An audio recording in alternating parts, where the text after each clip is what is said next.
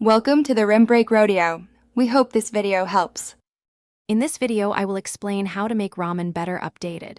Prepare your ingredients and a pot, then follow simple steps to boost flavor. Start by toasting aromatics and simmering the broth slowly to concentrate taste.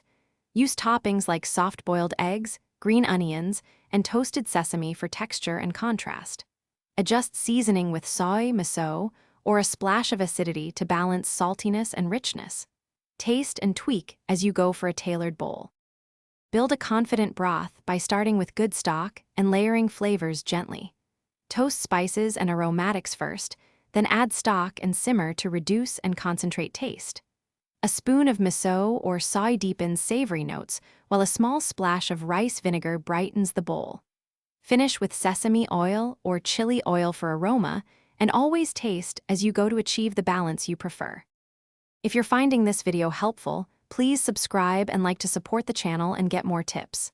Quick recommendation: the Echo Dot smart speaker is great for cooking, letting you set timers, voice search recipes, and play music while you cook.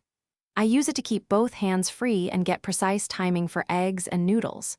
Check the description for the Echo Dot link and other deals. Now let's get back to the video.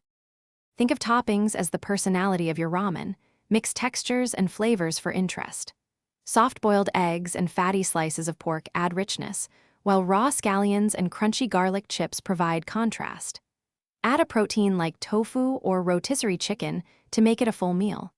Finish with a citrus squeeze or pickled vegetables to cut through richness and keep each bite lively and balanced.